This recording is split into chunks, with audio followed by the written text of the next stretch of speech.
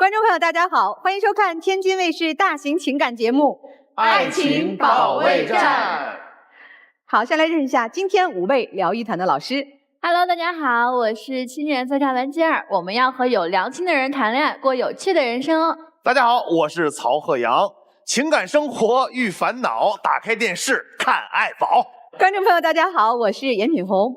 顶级浪漫不是霎时的花火，而是把名字刻进彼此的未来。大家好，我是新唐米娜，祝大家相爱容易，相处不难。大家好，我是曲伟。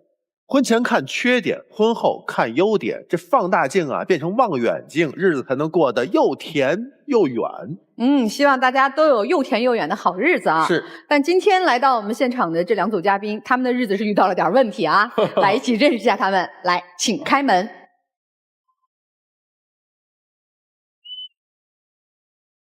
本期第一对情感嘉宾，杭先生35岁，来自湖北，工人；熊女士38岁，来自湖北，个体。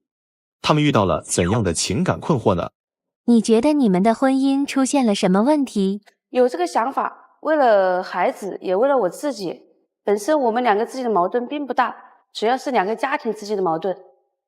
我是很犹豫的，为了让孩子有一个完整的家。但是他和他的家人让我难以忍受。我都能包容他的贪玩和不上进，他还这么傲娇。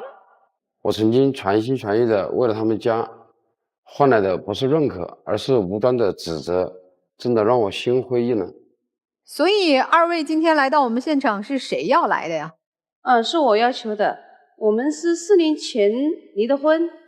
离完婚之后，我们有时经常也一起带着孩子出去玩。我发现他跟我们2个在一起的时候特别乖的，我一个人独自带他的时候，他就显得很叛逆。前2个月吧，他看到我跟他爸爸那个离婚证，他都哭了。不知道你们离婚了？孩子几岁了？9岁了。这当初也是你们爱情的结晶啊，就最初还是因为爱情走到一起的是吧？对，我觉得他跟我3观都是一致的。然后他那时候对我也挺好的，很真诚，他有什么好吃的他去想着我。所以恋爱还是挺美好的，就顺理成章走到了婚姻里哈。那双方的父母当时支持你们的婚姻吗？都挺支持的吧。也算是门当户对吗？当时不算门当户对，我家里条件要好一点点，相对来说。您家里是做生意？对。那婚后呢？我们婚后就住在我娘家。那他算是入赘的女婿吗？也不叫入赘，就是我的小孩还是跟他父亲姓嘛，只是说婆家没房子嘛。然后我娘家有房，然后我娘家自己也在做生意，也需要人帮忙。我先生就是过来跟我们一起做事了，也住在我们娘家了。那先生当时你就住到岳父岳母家等于帮岳父打理生意哈？对。那个时候还算融洽吗？刚开始的时候还好，我们俩刚结婚的时候去他们店子里帮忙做生意，然后他们家没有车，是我提出来，我说要买个车，他爸妈说家里没有那么多钱，我就叫我爸妈当时拿的钱出来先帮忙垫的，就是把车买回来先做生意。那个车一直用到报废，都没有说把买车的钱给我们。去进货的情况下，他们家里拿出来的钱给我去买货都是不够的，比如说要买10万的货，他就给个3、5万起步了，叫我自己想办法去把货弄回来。你们赚的钱呢分给你吗？1分都没有。但是我们生活开支都从这个店里拿的。赚的钱也是你从这个你们的企业里边、你们的公司里边拿钱来照顾你们的小家。但是丈夫手里不过钱。对。但婆家为你家的生意还贴了不少钱，进货的钱呀，包括买车的钱呀，是吧？所以这个时候丈夫心里就有点不太舒服了，是吗？对，互相之间2家的老人我也不好说什么。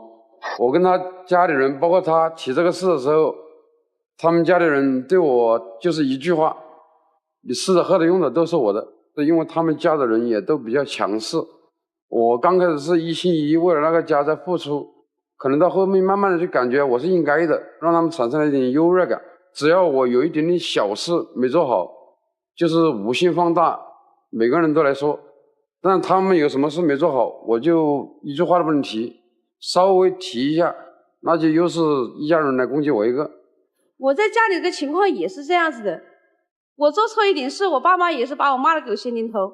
不，那你老公做错事了，你爸妈指责他的时候，你有没有安慰他嘛？我没安慰他，我也是一起指责他。哦，那不就得了吗？后面是出了个车祸，昏迷了1个多月，清醒之后我才知道，当时救命花了很多钱，差不多50、60万吧。然后是他爸妈跟我爸妈一人都拿了一点出来，这一点我是很感激的，因为我那属于医疗事故嘛，我们当地的医院赔了20万，那20万都被他爸一个人全部拿走了，话都没一句。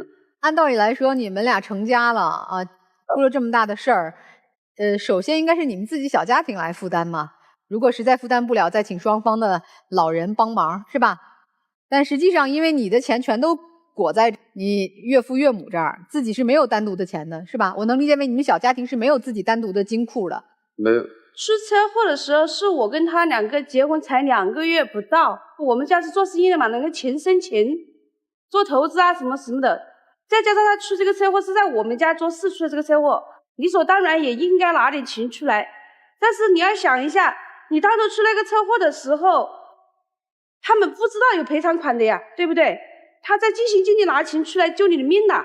你们俩就没有人提一句说，哎呀，我老公当时车祸很严重啊，把我心疼的呀，就赤裸裸的说这花多少钱赔了多少钱，你当时不痛苦吗？你说他感情方面的事儿啊。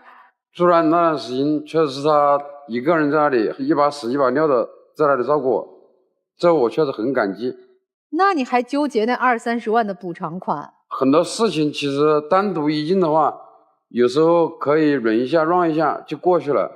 后面我又还是在店子里帮忙，一有什么事情发生一点小小的争吵，他们家的人永远都在说话，我什么吃的喝的用的都是用他们家的，就等于我没做事，只在那里吃啊喝啊玩，花他们家的钱。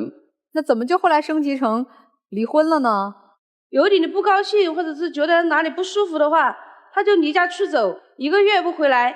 不是因为说我要离家出走，只是有时候是我让着你。比如说我们在家吵架的时候，我感觉继续争吵下去，那个矛盾会越来越大，会越来越激烈，我就只能退一步，我说我出去一下。不回家去哪儿了？朋友家，或者有时候到别的地方去玩一下。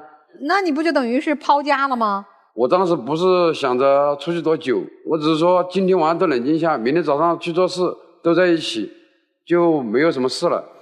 然后他是还不等到我第2天早上回去，就跟我们俩共同认识的亲戚朋友啊，我爸妈呀，每个人就是打电话，闹得他们一晚上都不能睡。然后等我第2天知道了的时候，可能也有点冲动吧，就不想回去了。在有孩子情况下，你一吵架你就离家出走，那我可不可以就是我有孩子的情况下我就离家出走呢？我能把孩子丢下吗？我不能，对不对？最开始为了那个家，我是不是一心一意在付出？所有的事情我是不是冲在第一个在做？然后后面我只跟你们提了一句，我说我们2个自己的小家要过，我说是不是应该给我们一点固定的工资？我那时候都没说我要，我说给你存着一点最低的保障。然后你们都骂我自私，包括你是说的最多的一个。你说那样我能接受吗？我还有劲去做吗？因为我爸爸妈妈是这样想的，他只有我跟我姐姐2个女儿，是没有儿子的。他们其实好心，他可能就是他态度啊、言语啊、处理方式啊，没有照顾他的感受，加上我也没有照顾他的感受。但是觉得从出发点的话，我觉得他是应该可以原谅的。你和公婆处得好吗？我跟我婆婆还可以吧，跟我公公就是关系不太好，他总是一意孤行，就不听取任何人的意见的。我觉得我也算是在家里的一份子，我有权利就表达我自己的想法。我跟你那时候也提过，我说我们管不了老人，我们就不要管他，让他自己去做。你再来跟我吵。好，那他如果以后老了病了还欠8phần外债，我要不要我管他还是要我管呢？你说这个话就没道理好吗？你说我没道理，你自己当着我的面跟他都说过，你就说他以后老了死了我不会管的。就当着老人面说的呀？反正妻子你是说话有时候伤人是吧？脾气有点强势，这个认是吧？认不认？这个我承认。这个公公，这个做生意赔了钱了吗？让你老公贴钱了吗？赔了。对。帮你爸还债了？还了。这钱哪来的？这些是我以我的名义找他爸借了9万块钱去还的。那还了吗？这9万？没有还。那不就是你和你老婆岳父岳母这摊生意拿出钱来帮你爸度过了这个难关吗？是吧？那这后来你就因为种种，他离家出走，然后公公欠债等等，你提的离婚是吧？对，你也就同意了。我就同意了。哪年离的婚20年年底，21年左右。那就快5年了，是吧？那离了婚就是彻底分手了呢，还是说也因为有孩子呀，或者是共同的东西还来往挺多？为了小孩和他每次跟我只要一打电话一说，我还是去他们家给他们帮忙。他不在家也是我过去自己带小孩，但是他们家人就感觉拿捏住我了，然后只要我去就是对我吆五喝六的，什么事不管你怎么样，反正我天天给你安排一堆事你要去做，这态度更差了。哎，你们离婚财产怎么分的呀？没有分什么财产。没有。你们有财产吗？没有。所以他所有的收入都归你们家族了，那等于你净身出户。从他们俩结婚开始，他们俩就什么都没有，都在女方家牢牢攥在手里呢。所以你看，你老公从根上他就难受。我也工作，我也赚钱，但我啥也没有，他能舒服吗？你是不是能替他也想一想啊？我以前没意识到这个问题。23年夏天的时候，我实在忍受不了了，我就一个人出来在外面找地方上班。那就真的是离婚的样了哈。那女士，你来是想怎么样啊？这咋还委屈上了呢？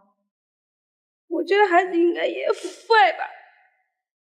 可是你们如果过去的生活方式没有变化的话，这一下也回不来吧？其实从去年开始，我就脱离我家里了，我自己出来做生意了。为什么要脱离家里？因为我已经意识到这个问题了。不应该跟父母在一起生活，或者经济啊这东西太多的牵扯。所以你脱离家里就是为了有机会和老公再复合，是吗？对。他一直在找我谈，我一直没有明确的答复。他就说你现在一个人在外面上班也辛苦，小孩在家里也想爸爸在一起，也确实是我做父亲的做得不好。那你怎么想的呀？因为他们家的人那种态度，我已经感觉没有很大希望了。那如果妻子真的是真心实意，而且付诸行动，就是脱离了原生家庭，自己想和你还有孩子过一家3口的小日子，无论从经济上还是住房上还是情感上，如果他真能做到呢？他能做到不代表他家庭能做到，再结合在一起也是一个大家庭。所以你现在是犹豫呀，还是拒绝了？为了小孩呢，我也想考虑作为自己呢，我也想拒绝。综合下来，你对复婚这个的心理犹豫的比例占多少？差不多60-70%那样。当初他因为不愿意做你们家的工具人，所以离婚了。现在你却希望他给女儿来做工具人吗？如果这一切不是基于爱，为什么要用婚姻来绑住一个男人？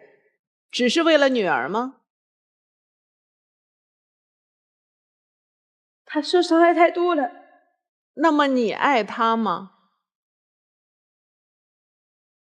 你想跟他好好过日子，不是只把他当成管女儿的一个工具。对。那你说说，怎么就在他真正离开家之后，你发现了他的珍贵和值得爱的地方啊？其实大部分时候都是比较依我的，他脾气大体上是很好的，只是吵架的时候有点暴躁。他脾气好，他依着我，所以咱俩复婚吧。人家不想再依着你了，依着你很痛苦。所以以后的话，不要跟我父母再牵扯在一起，然后大家一起有商有量，包括公公婆婆欠的债，我也想办法还。丈夫，你觉得妻子说的这个是真诚的吧？我现在对这些事不是太相信。就像现在，你是因为不相信他，还是因为不想放弃已经到手的自由？我愿意来这个舞台，就是不想放弃他。你又不相信会完全摆脱他们的家庭，对吗？对。这个前夫究竟为什么还在抗拒哈？那前妻又有什么样的方法，到底能不能换回这个心已经被伤透的男人？那听听老师们的建议吧啊！我有一个疑问，就是大哥，就是你这2年是靠什么生活呢？自己在外面上班。你现在自己的一个财务状况是你觉得还比较 OK 的是吗？比较还行的？起码很平稳。所以你是不愿意再去打破你现在的这种平稳？也不是说我不愿意打破，主要是我对他家庭的顾虑太大。如果你们俩复婚的话，这大哥是要可以继续干自己工作的，对吧？可以，但是我不建议。但是如果他实在想的话，我还是尊重他的想法。你凭啥不建议呢？那个复婚跟不复婚也没啥区别呀。那我建议就是大哥你就不要跟他复婚了，他本质没有变的，他还是希望做你们俩这段关系的主导者和主控者。你一直在讲一个事情是，你说你觉得你的女儿现在需要一个父亲，你需要一个完整的家，但是他是否需要这样一个完整的家，这是一个问号。第二个就你也没有说如果他跟你复婚你会怎么对他，所以你现在最想要的只是想要达到你眼前的你要的结果，仅此而已。所以我其实也是建议就是大哥，就是您现在不要跟他复婚，但是你为了女儿，你们可以先短暂的生活在一起，先试一试，这个我也是赞成的。谢谢。实话实说啊，我觉得娘家肯定是有问题，这您自己可能都意识得到。人给你家打工，为什么不给人工资啊？那凭什么拿货人家家顶完了你们不给报啊？为什么买车了同意，那你们先垫上吧，买完车之后不还人？其实这些东西咱已经不纠结，因为重复性的故事太多了。家族就是这样的，尤其家庭，打断骨头连着筋，这句承认吧？您承不承认？您多多少少受父母的影响，您在性格、在决策、在理念上是跟父母相似的地方很多的，你承不承认？承认。因为你们家族是这种可能脾气比较冲的家庭，所以你又解决不了这问题，你现在等于变相在给他画饼。而且说句最难听，他已经跑出来了，他为什么还要回去啊？我是觉得你想复婚太急躁了，你一上来就说为了孩子咱们和好吧，你根本就没有让他看到我现在离开家了，过1、2个月我自己开始做生意了，再过半年我攒下些钱了，再过1年我跟家里没联系的情况下，我带着孩子过得这么好，但是你看我一个人奋斗我很辛苦，咱们俩要不要先一块过一过？为了孩子咱们你要循序渐进，尤其之前那些事儿你全都知道，你有什么自信一上来为了孩子咱们俩和好吧？可能吗？你如果真想复婚，你就必须得循序渐进，不能一上来等于你的强势状态这会儿就显现了，你就得给我个结果，我拉着你上节目。男方这边也可乐。刚才严老师问你说你有多大概率跟人家复合呀？你瞧你给的那个比例，你如果比例那么低，你就别陪着人家上节目。你到底是想跟人好不想跟人好啊？你给人一准话，你又陪人家上节目，然后你还说概率不大。能不能复婚的概率就跟他刚才的表现是很大关系的。所以嘛，一个巴掌拍不响啊，这边也是非得要结果，这边也是不信任，你这不就导致现在这情况吗？所以我也是这个态度，这婚绝对不能复。但是我觉得你们俩真有感情，或者是真的想复婚的话，你们俩先过一段时间试试。哪有啥感情啊？你俩有感情吗？当初也没太有，现在更没有。简单来讲，你现在穷了，你当年靠着娘家有钱，他还愿意跟你结婚，你现在又穷，脾气又不改，人家跟你复婚，为啥呀？我这话说的难听点啊，我说话难听是因为我觉得你们之间我还多少听出了一丝丝亮光，就是说起当年他那个车祸，我一再追问的情况下，他说当年你也是不吃不喝，什么一把屎一把尿的伺候他，那个时候还是有夫妻情谊在的。当说出你们小女儿在爸爸不在的时候就很任性淘气，爸爸回来了情绪稳定，说明这个爸爸对女儿至少多少还是有一份爱的。我唯一全场看到这儿就这么2个小小的点是带着温暖和情感的，是2个有人情味儿的人说出来的话，其他时间全部都是冷漠，全部都是无情，全部都是铜臭。我问你先生，如果你前妻现在说我跟我爸分家了，我带着我爸1半家产出来创业了，你回不回来？你麻溜回来，咱拍拍胸脯说对不对？对。可是对呀，他穷了吧唧出来了，你回去又没自由，还得看他脸，他又改不了脾气，你肯定不愿意回来。但是这么多年的共同抚养孩子、共同面对生活的情谊，你俩都没有吗？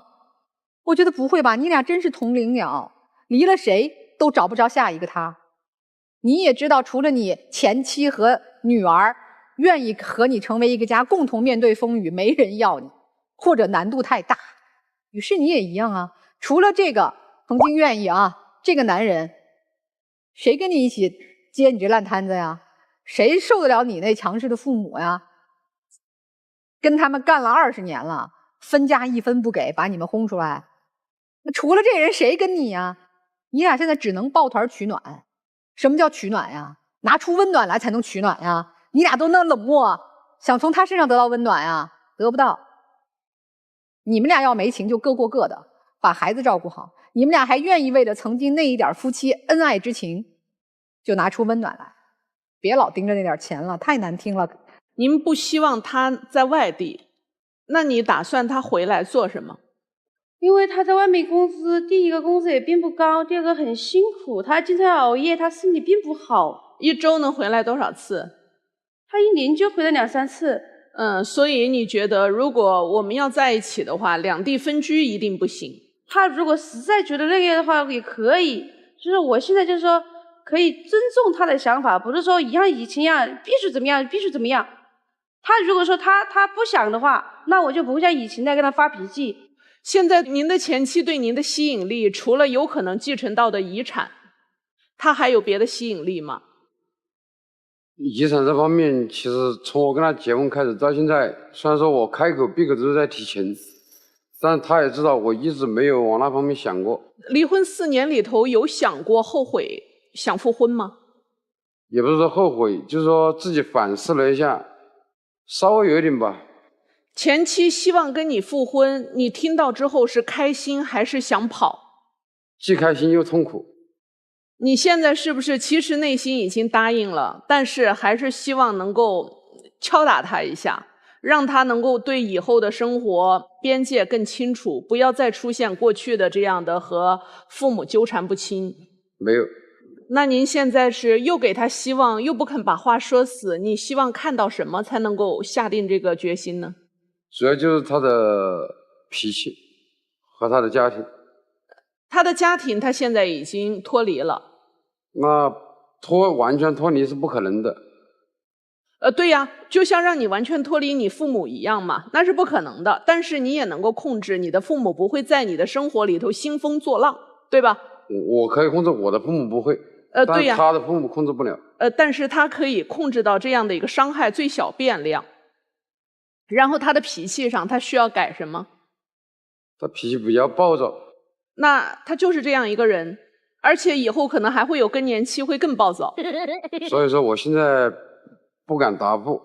你们俩能分手吗？就是咱别拖着了，索性分手。我们各自拥有自由。我就是要告诉我前妻，从今天开始我要和别的人约会了。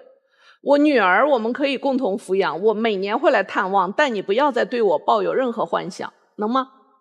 可以啊，我跟他提过，因为我1年前就跟他说过这个话，我说孩子我们可以共同抚养，我说我们可以互相不打扰自己的生活，但是他不同意。他不同意在哪一块？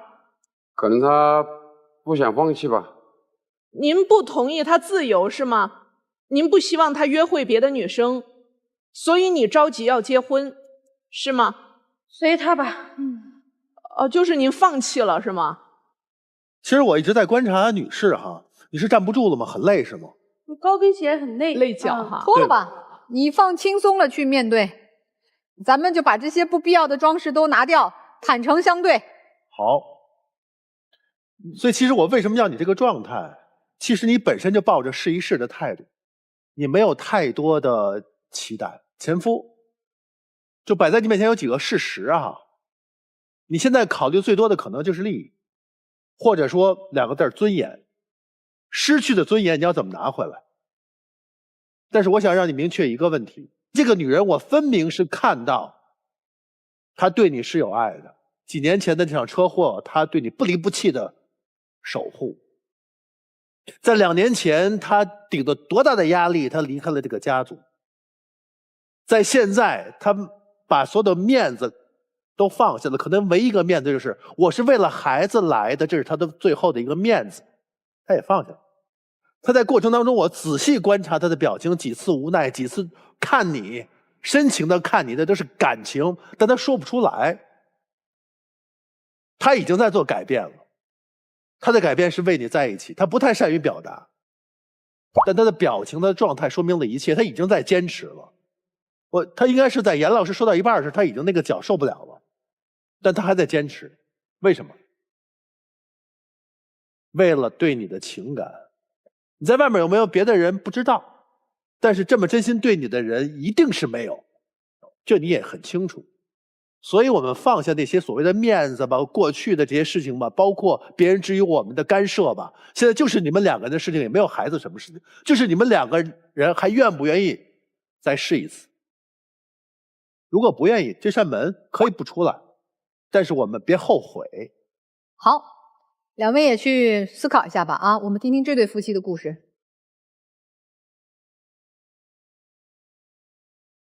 本期第二对情感嘉宾，张先生39岁，来自河北，网约车司机；岳女士35岁，来自河北，健身教练。他们遇到了怎样的感情问题呢？你觉得你们的婚姻出现了什么问题？我受不了我婆婆住在我家里，她太偏心了。我妈都那么大岁数了，为什么非逼她自己生活呢？我理解不了。我和她妈妈吵架，她从来没有帮过我，还和我动手，我真的太失望了。老人都那么大岁数了，都被她气出心脏病了，我怎么可能会帮她？这个玉女士觉得家里问题特大。对，那你先来说。首先是我要求来咱们这个节目的，因为我已经半个月没有回家了。是他把你气走了，还是你主动走了？我可没气他。不是他一个人，是他一家子。我们是从结婚之前谈恋爱的时候，矛盾就已经有了。但我觉得我心还挺大。当时我和他谈了1、2年了，然后准备结婚嘛。结婚的时候，是不是男方应该出一套婚房？正不正常？条件允许就可以出。条件允许呀。刚认识他的时候，他还比较能挣，他经常贴补我婆婆，就是给他钱嘛。他是有的。我那个时候就跟我婆婆说，我说妈，那我们都要结婚了，您帮我们付个首付吧，我都没有要求全款。然后呢，我婆婆就说不行，有钱没有，不能买，因为我老公有赚钱的能力。我小叔子没有，他要把这个钱留给我小叔子，以后结婚、娶媳妇儿、买房子。反正直接拒绝了你们的要求。对，那你也嫁了是吧？因为我看上他了呀。哎，那这不就算是好事儿吗？婆婆偏心眼儿，但咱儿媳妇心胸宽广呗。嫁了，然后房也买了，自己买的，是我父母买的，也是付了个首付是吗？对，然后月供是我们2个人在还，所以那个时候心里就不满意了，但是看上这男人了，也就这么着了，就这么过了是吧？对，当时我是挣钱的，因为我手里也有钱，这个首付钱是足够的。但是他呢，特别虚荣，我已经有车了，其实他嫌的车不好了，非要买一个30多万的车，这不把钱花了，到买房的时候了，没有钱了。他找你要这30万买车的时候，你知道你后面马上还要付一个房的钱吗？这个我没有考虑。所以你以为你掏了这30万出来买了这个车，你后面就可以不买这个房了，是这样吗？对呀，反正我钱都已经给他花出去了，钱就这么多。紧接着是什么？拆迁。好事，人家有一套小平房，然后正好在我们婚后的第3年要拆迁，给了2套楼房。那我说感情好呀，2个孩子别管男女，肯定是一人一套。我婆婆说什么？你们有房，就不给我们，她自己留一套，然后给我小叔子一套。我当时就和她吵来着，她还不让我说，她就偏向我婆婆。然后后来我就想嘛，房是人家的，我退1万步，我说妈，您看这样行不行？这个房您住着，房本上能不能写我老公的名字？我都不奢求加我的。那我婆婆说不行，因为我没有归属感，好像一直在住别人家的房子一样。然后她说那我100年以后不就是你们的吗？这个事情谁说的准呢？如果你是独生子的话也无所谓，你不是啊。还有弟弟呢哈。对，你牵扯。那你当时应该这么出主意，说妈，你这就都应该写你名下，2套都在你名下，这样您踏实。那人家我小叔的媳妇儿还不干呢，肯定的。反正就可着你一个媳妇儿欺负呗。是，特别委屈。不是，其实这是有原因的。您说。因为我弟吧，我那会儿也小，家里都忙，没人看他，我看他。就有一次不小心，他就摔到那个开水锅里了，就把脸上这样和胳膊上、身上都烧伤了。到现在他就是想干什么都没人要他，送个外卖还得戴上口罩，反正特别困难生活。哦，那这可以理解，对，照顾一下弟弟。对呀，所以我和我妈就是对他比较歉疚吧，在家我俩都是比较宠这个弟弟。后来又出什么问题了，让你们就来到这儿了呢？这不是房子下来了吗？我小叔子他要结婚嘛，我婆婆，你既然那么偏心你小儿子，你大包大揽，那你自己揽好了。你结婚时候为什么要让我们出5万块钱呢？最后你不是也没给吗？那我给了5000了呀，不是钱吗？他都那么困难了，5000块钱够干啥？你确定你只给了5000吗？哎，他太困难了，我就零零碎碎的完，又给了2万多。这2万多影响到你们家庭过日子了吗？没有呀。那这应该弟弟还是挺感激哥哥的，也挺感激妈妈的吧？对呀。你和弟弟关系还是很好的哈。对。那现在呢？这弟弟也结婚了，婆婆现在是跟谁过呢？跟弟弟过呢是吧？近2年吧，是跟我小叔子在一起生活。所以我们最近的导火索就是因为这件事情，因为我们从结婚到我家孩子现在已经9岁了，他没有照顾过我们家，就是我父母在出力出钱。那我婆婆一直就是给我小叔子家，后来有了孩子了嘛，就给他照顾孩子。然后他本身有3高，心脏也不太好，他估计是累着了，然后累着了，他有休息不好，因为不到2岁嘛，小孩估计吵到他了，他就没有办法在他家住了嘛，就住到我家了。然后他去接的，我都不知道，然后拿着行李就进来了。那我一看这架势，我说这肯定不是住2、3天，我说这是要常住啊！我当时我就恼了，然后我就开始和他在那儿叫。然后这个时候有我老公了，说你是长子，你就应该承担起赡养我的责任。不应该吗？你有这个义务，怎么就应该了？那你赡养我赡养什么？住我家里干嘛？然后他就把我推了，他推倒我了，从来没有跟我动过手。那他推你的时候，你婆婆说啥呀？我婆婆在床上哭的呢，经常这样，特别苦情，特别能演。这是啥时候的事儿啊？就是这半个月前。所以你出来了是因为婆婆来了？对，她当天进去的，我当天出来的，然后她把我推倒了，主要是。我为啥推你？你自己说了啥你不知道？我当时嘛，就是也激动，那情绪就在那儿了。我就说，你总是说你特别苦，从小一个人带的兄弟俩，特别的不容易。然后我就怼他嘛，我说其实不是这样的，我说是你想找没有人要你。你说这话多难听了。他这么大岁数了，心脏病都气出来了。这句话是难听了啊！对，换我也推。他们也有错呀！啊，这一码归一码，咱不能以暴制暴是吧？那你老婆搬出来咋办呀？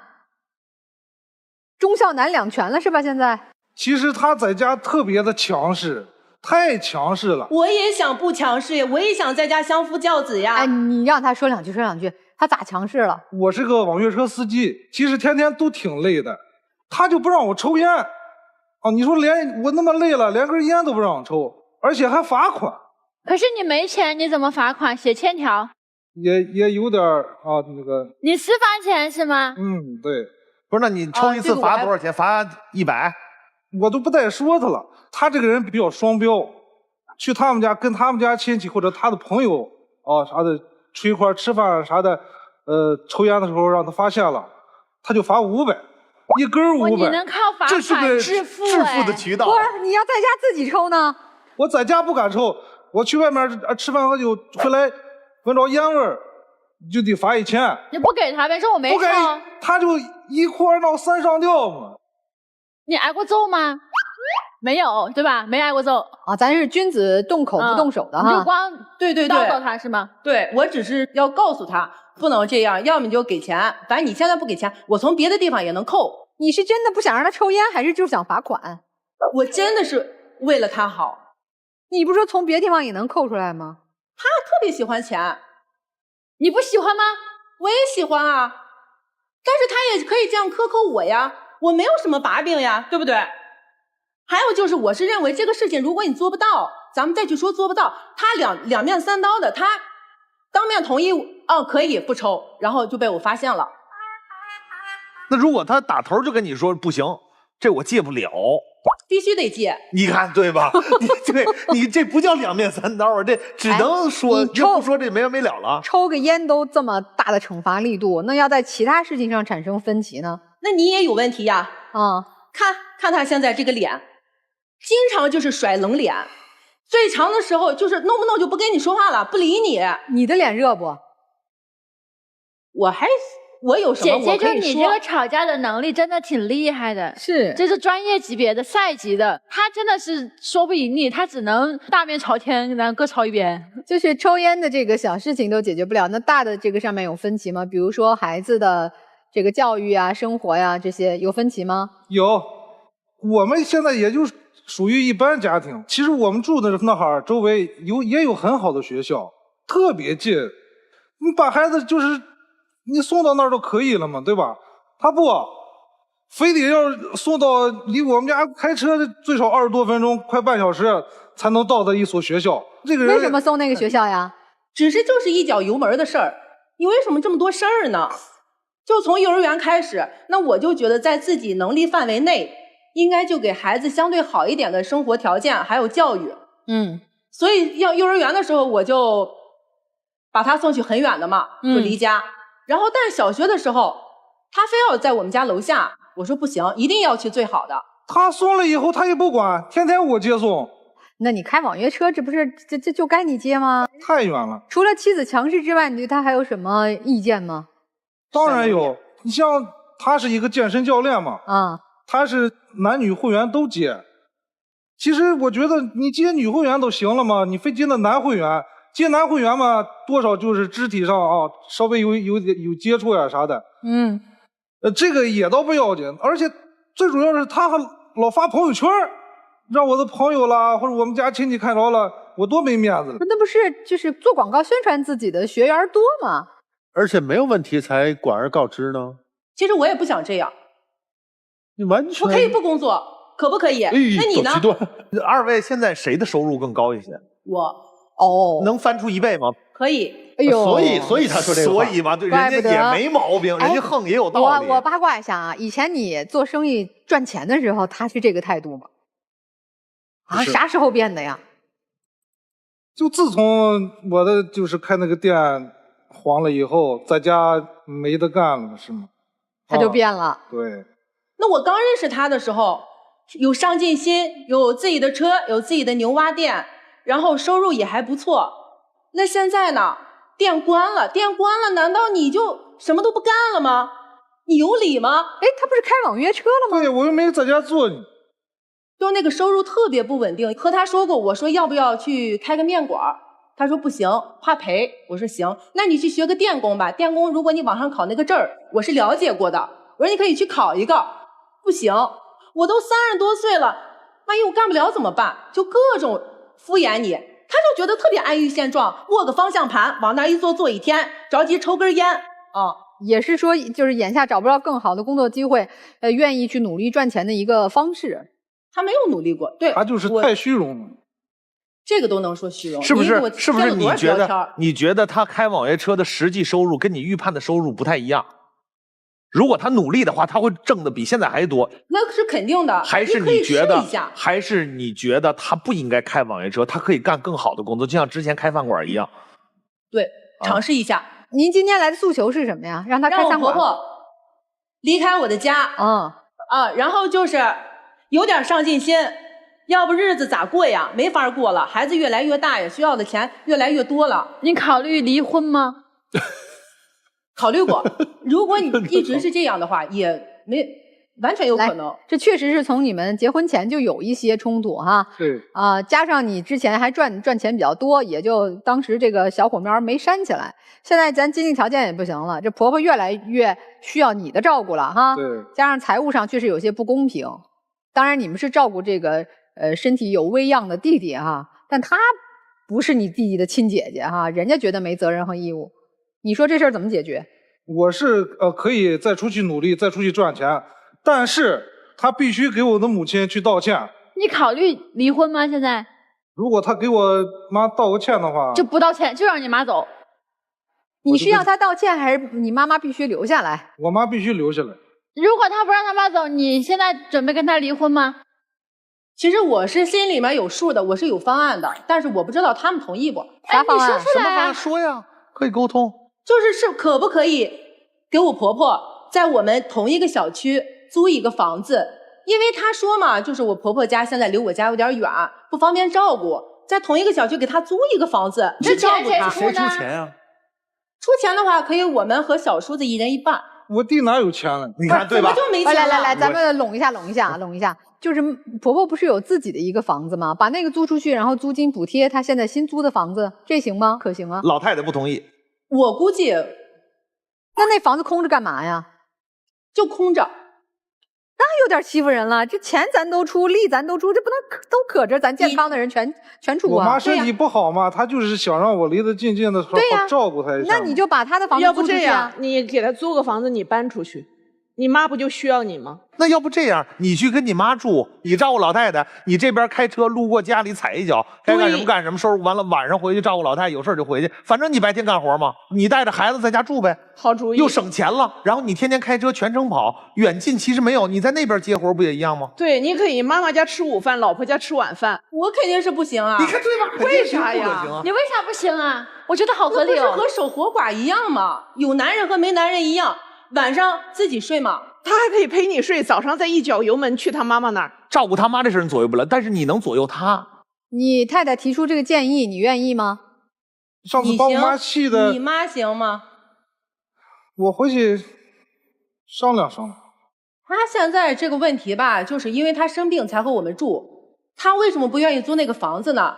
是因为他特别爱干净，他忍受不了，他把房子租出去。那现在至少要有一个探讨的方案。问题要解决，但核心是你们要审视一下你们自己的感情。这10几年走到今天，又是经济的问题，又是婆媳关系，你们俩夫妻之间，你们觉得爱还在吗？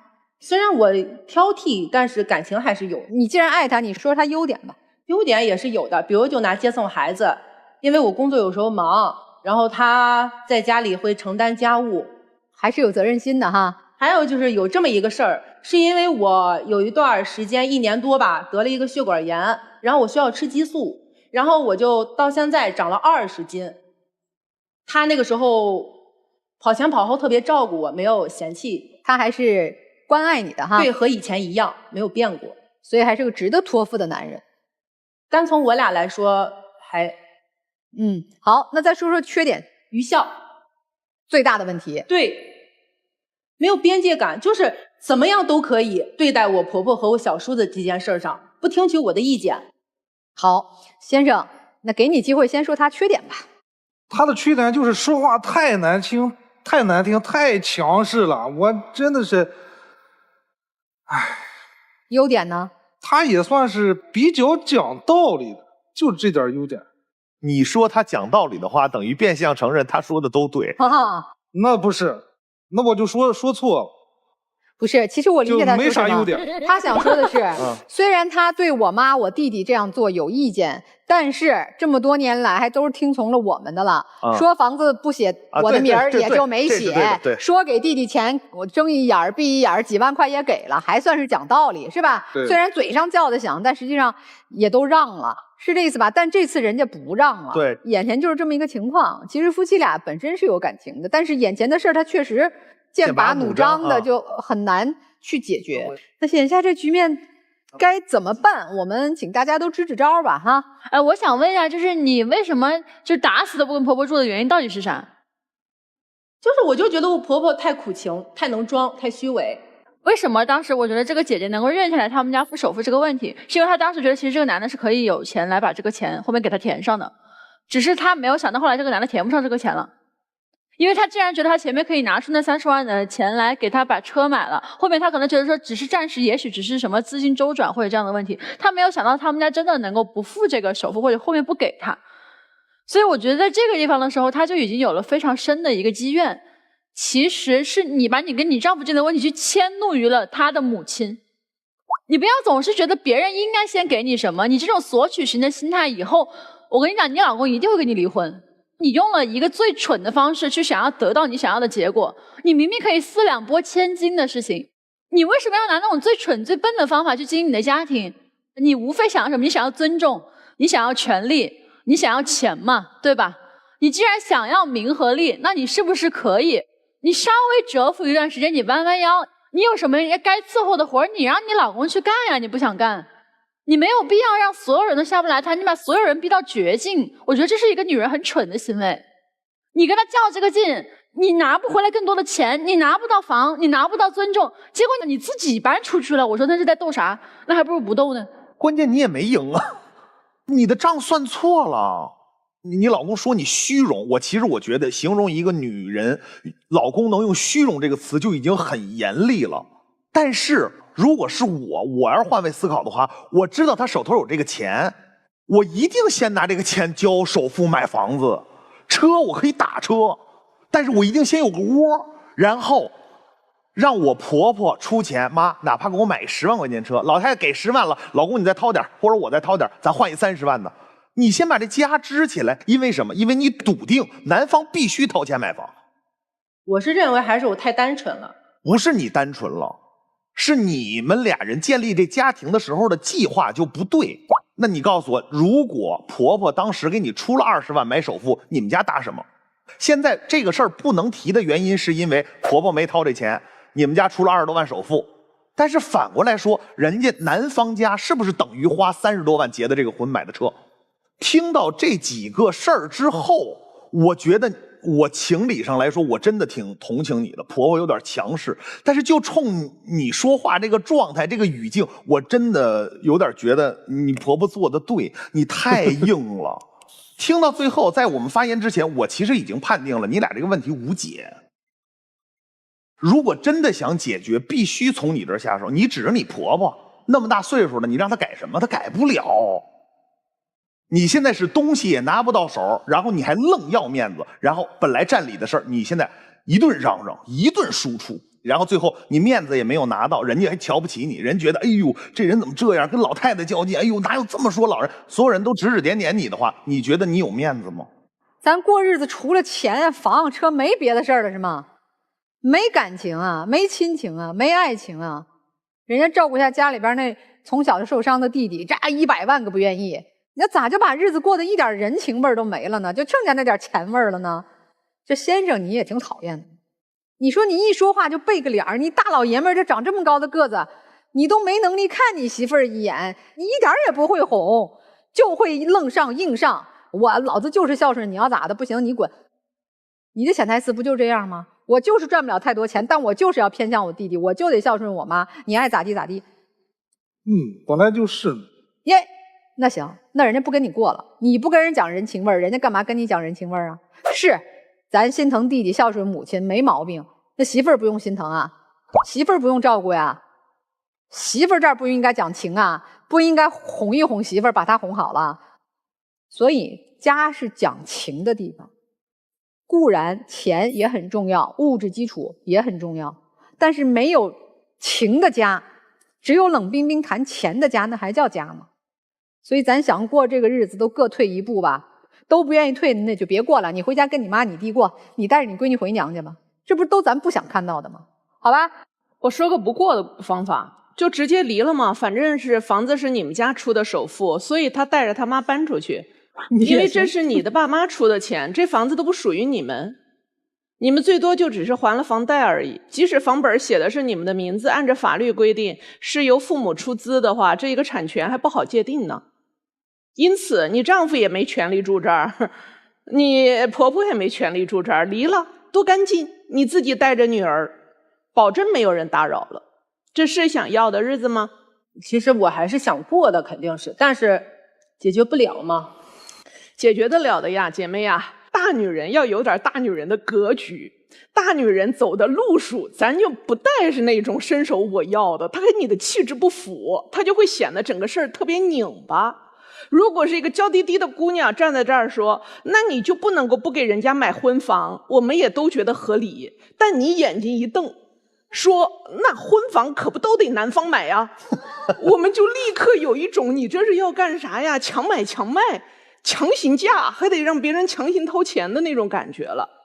本身咱挣钱现在也是比他多，能承担的东西也比他多，而对于他来讲，的确他这一生也挺不容易的，被妈妈拉扯大，从小接受的教育也就有像男人一样扛住我们这个家，保护好弟弟和保护好妈妈，这是在他的成长里头一定有的信条。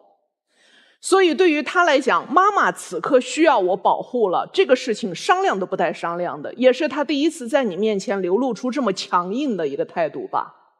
所以你聪明一点的做法是，打个迂回告诉他，房子妈住，我在楼下租一间。你和妈你们住的敞亮点，我平时工作啊，有的时候回来的晚，我进出方便，我租。婆婆一听，那怎么能让儿媳妇儿跑到外头去住啊？这是儿媳妇儿买的房子。于是婆婆提出说，我到那个租的房子去住，你们赶快搬回来。好了，完活。你这不就很顺理成章的下了个台阶吗？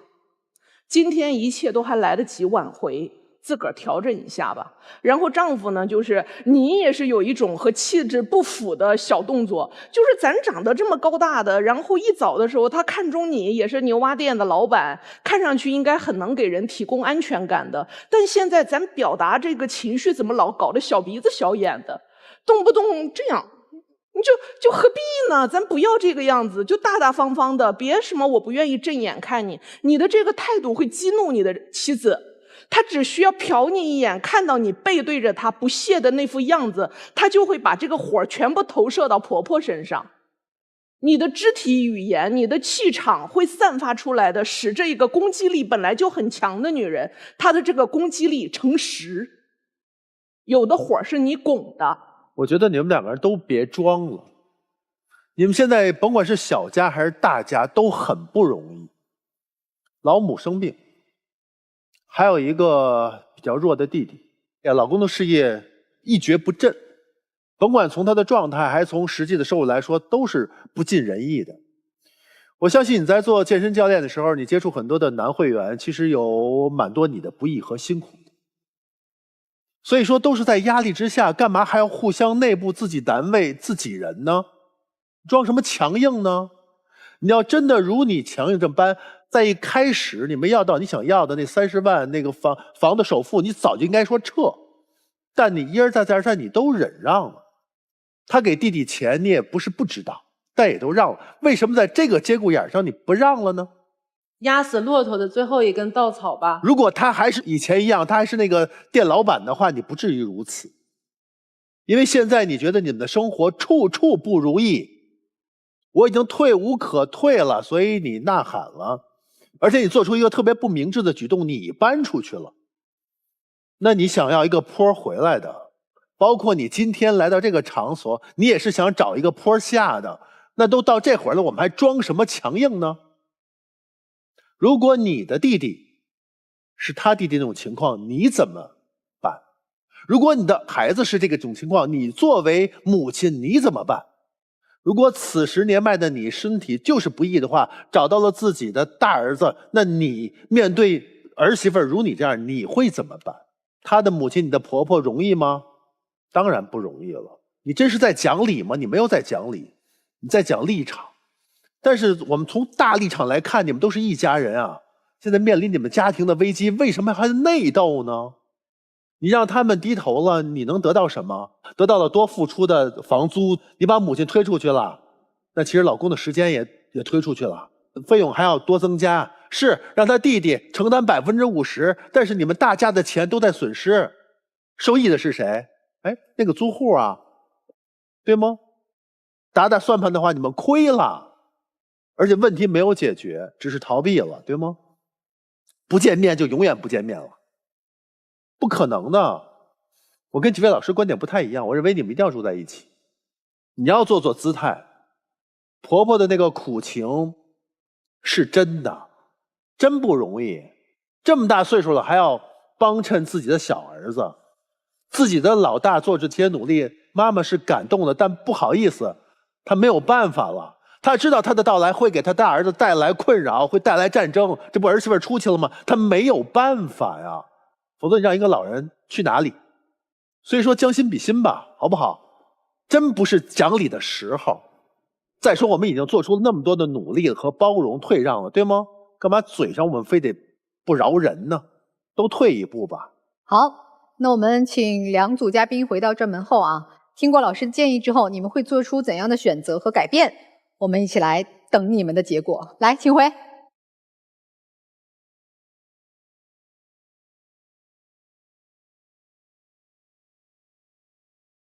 收看爱情保卫战的观众朋友们有福气了，现在就打开手机，微信扫一扫屏幕中的二维码，添加天使福利官，参与看节目抽大奖活动。我们精心准备了各式奖品，每一份都承载着我们的心意和祝福，赶快行动起来，赢取属于您的甜蜜惊喜吧！登录腾讯视频来收看我们节目的完整视频。电视机前的观众朋友呢，可以通过金云 App、天津 IPTV 网络电视、万事达手机客户端来收看我们的节目。好，我们来看看这第一对前夫前妻，他们会做怎样的选择呢？那我们这个命题啊，两位啊，不是让你们就出来就复婚，是愿意继续相处，尝试着往一起走，咱就出来。如果觉得算了吧，这日子也不好这样过哈，咱们就好好共同爱孩子，就别出来了啊。来看看他们最后的选择，请开门。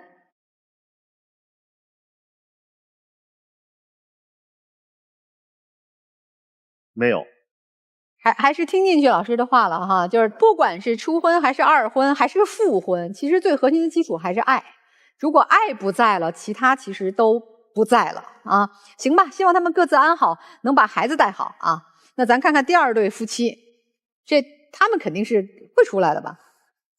也不尽然啊，真的呀，来看看他们的选择，请开门。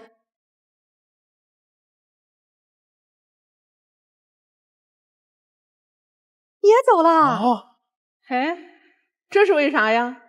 哎呦，这没想到。但我觉得是这样啊，虽然最后可能他俩在这件事情上没有达成一致，但是我相信他们今天还是重新捋了一下他们曾经的过往和情感。